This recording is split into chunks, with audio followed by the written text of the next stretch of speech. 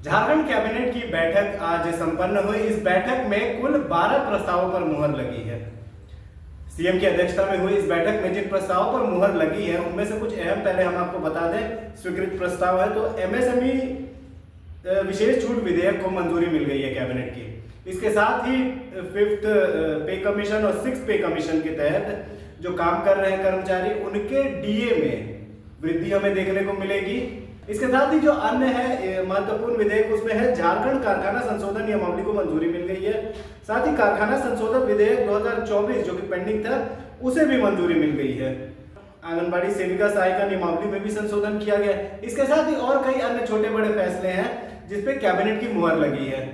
हालांकि जितने भी इन फैसलों पर मुहर लगे हैं इसमें से कोई भी कुछ विशेष खास नहीं है। जैसा कि झारखंड में इस बार छात्रों ने अन्य लोगों ने जैसा उम्मीद लगा रखा था सरकार से कि इस बार की कैबिनेट की बैठक में एक मुद्दा है जो बहुत ही तेजी से और बहुत ही जोर से उछलने वाला है, वो उछलता उछलता रह गया। मुद्दा है जेपीएससी चेयरमैन का।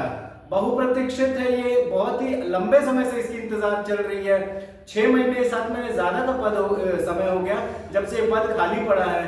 मेरी नीलिमा केरकेटर जब से गई तो इसके बाद से किसी भी जेपीएससी चेयरमैन की नियुक्ति नहीं हुई है अब तक, जिसको लेकर कई नियुक्तियां लगभग 1500 से ज्यादा नियुक्तियां हैं जो अभी इस बात की बाट जो रही है कि चेयरमैन साहब आएंगे तो हस्ताक्षर करेंगे तो हमें नियुक्ति मिलेगी।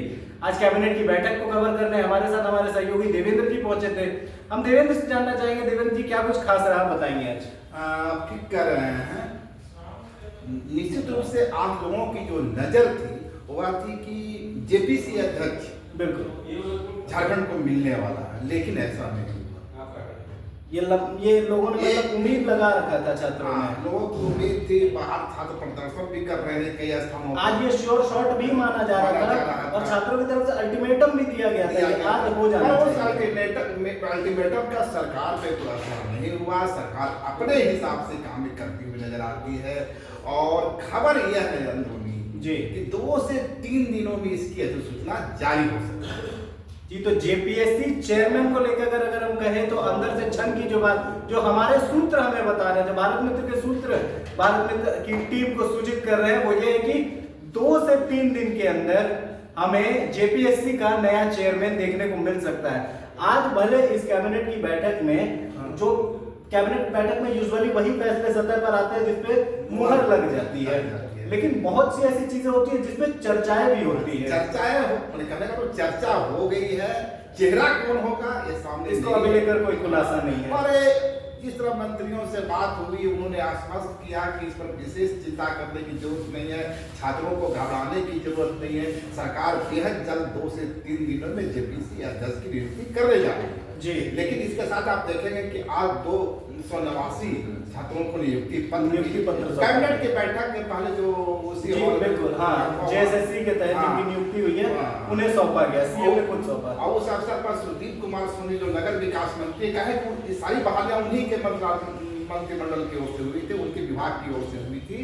तो उन्होंने दावा किया कि यह तो शुरुआत है, हेमंत सरकार किसी भी बाधा पर रुकने वाली नहीं है। विपक्ष की कोशिश है कि इसको बाधित किया जाए, नियुक्ति की प्रक्रिया को बाधित किया जाए, ये उनका बयान था। हालांकि विपक्ष नियुक्ति की प्रक्रिया बाधित कर रहा है तो जेपीएससी अध्यक्ष की नियुक्ति करना तो आप ये समझ के बाहर की बात है कि विपक्ष अगर आए तो आप पे सवाल खड़ा कर सकता है, आपसे सवाल दाग सकता है, लेकिन वो आपके सरकार की नियुक्ति प्रक्रिया को विपक्ष किस तरीके से बाधित कर सकता है? उस हालत में जबकि 56 विधायकों जबकि आप सुपर मेजोरिटी में है, आप मतलब खैर उनका जो इशारा था वो था न्यायपालिका की।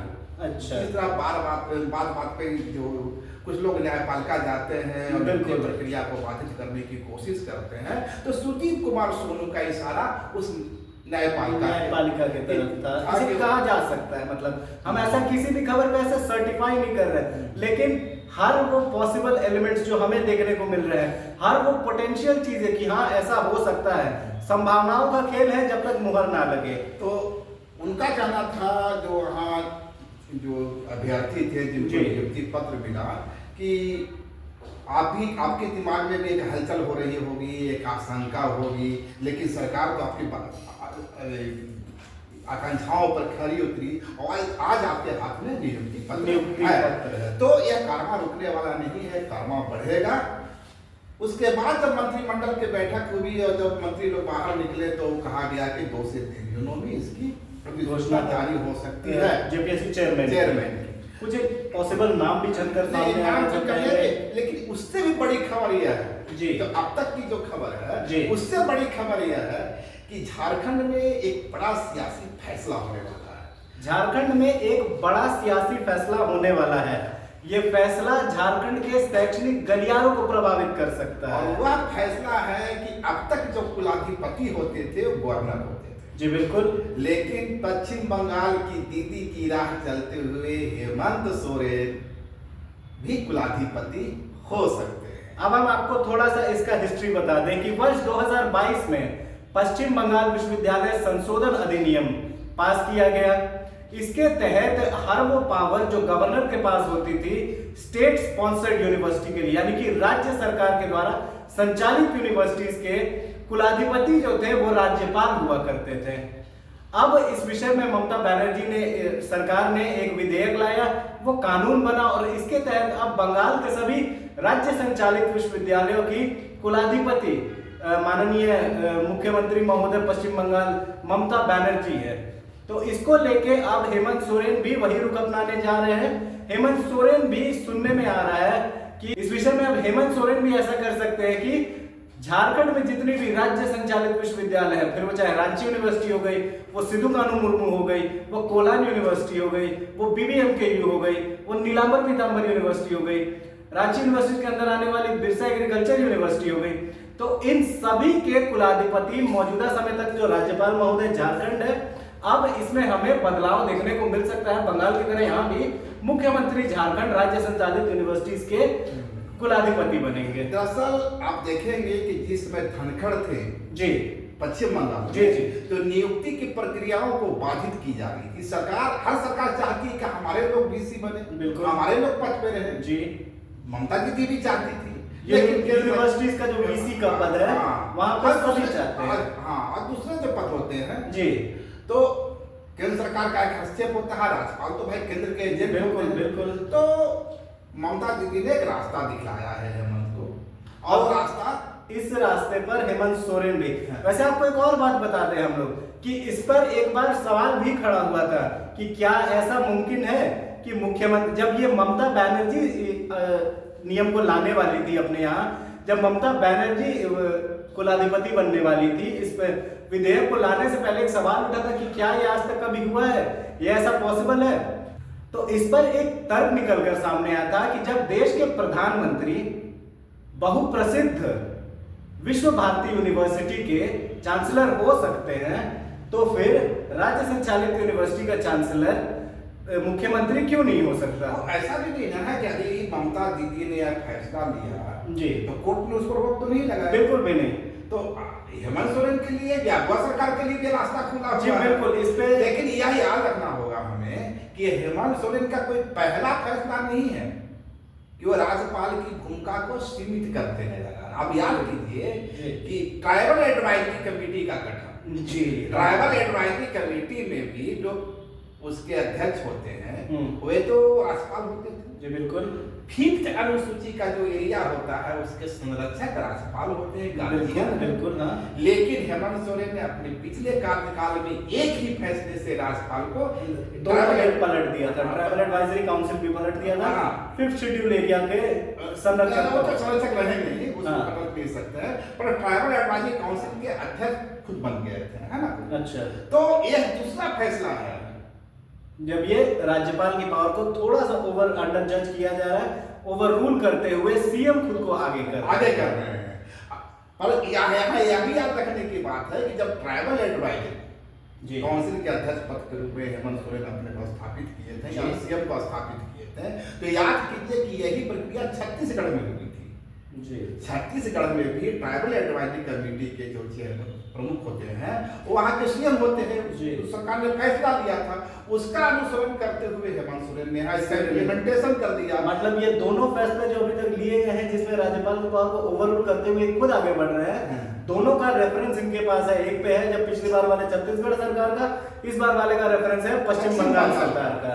तो कहने का मतलब यह है कि हेमंत सोरेन एक बेहद सुलझे हुए राजनेता की तरह बिल्कुल बिल्कुल पहले कदम कुछ नहीं बढ़ाते हैं, बिल्कुल तत्काल देखते हैं कि दूसरे राज्यों में यदि कोई फैसला हुआ तो उस फैसला की प्रतिक्रिया क्या हुई, न्यायपालिका का उसमें टिप्पणी क्या आई, और दोनों जगह देखा गया कि न्यायपालिका ने ना कोई टिप्पणी की न केंद्र सरकार की ओर से कोई प्रतिक्रिया आई। बिल्कुल, ये तो देखा हुआ चीज हो गया है कि हेमंत सोरेन को जो राजनीति में अंडर एस्टिमेट कर रहा है वो शायद उसे राजनीति का ज्ञान ही नहीं है। हेमंत सोरेन बहुत ही अच्छे राजनीति में एक मंझे हुए फोरकास्टर वो हो गए हैं। वो पहले पूर्वानुमान लगा ले रहे हैं कि ये संभावनाएं हो सकती है और उसके बाद में उसके अनुसार वो सिचुएशन से डिफेंसिव होना, अटैकिंग होना हर मोड अपना रहे हैं। जानते हैं कि कब हमें डिफेंस में खेलना है, कब हमें अटैकिंग में जाना है। तो ये उनका अपना स्टाइल ऑफ पॉलिटिक्स है। पर एक चीज तो देखने वाली बात है जी कि अभी तक सरकार की ओर से ऐसी कोई बात नहीं आई है कि हेमंत सोरेन कुलाधिपति होने जा रही है। अंदर के सूत्रों की खबर है। बिल्कुल बिल्कुल, हम ही जैसा अभी सुनने को आ रहा है कि जेपीएससी के चेयरमैन की नियुक्ति पर भले शिक्षा विभाग की ओर से, भले शिक्षा मंत्री की ओर से कुछ एक प्रतिक्रियाएं आ रही है आश्वासन की कि बच्चे घबराए नहीं, हड़बड़ाए नहीं, चेयरमैन की नियुक्ति होगी, नियुक्ति पत्र बटेंगे। लेकिन ये जो खबर अंदर से अभी छन के आई है, हमारे सूत्रों के हवाले से खबर आई है, इस पर अभी तक कोई वैसा मुहर किसी का भी नहीं लगा, कहीं चर्चा के गलियारे में भी नहीं आई है। तो बहुत संभव है कि बहुत जल्द, आपको याद होगा पिछले बार विधानसभा सत्र के दौरान भी कैबिनेट की बैठक। जी बिल्कुल, हाँ बिल्कुल, हाँ। तो आप तैयार रहिए कि हो सकता है विधानसभा सत्र के दौरान एक और कैबिनेट का बैठक देखने को आपको मिले। तो सुना आपने किस तरीके से एक तो जेपीएससी चेयरमैन की बात हुई और एक नई खबर, बहुत ही विशेष खबर भारत मित्र ने आपको बताई कि आपको अब झारखंड के शैक्षणिक महकमे में थोड़ा सा परिवर्तन देखने को मिल सकता है। और खबरों के लिए जुड़े रहे द भारत मित्र के साथ। हमें लाइक करें, फॉलो करें, सब्सक्राइब करें और अपनी राय हमें कमेंट करें।